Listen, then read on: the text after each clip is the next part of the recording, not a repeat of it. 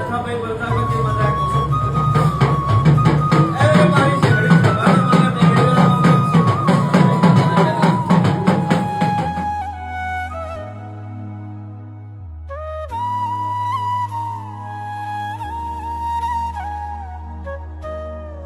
આજનો સમય રાતની વેળા ઠક્કર મારા મેળીના ભગવાન કહેતા છે.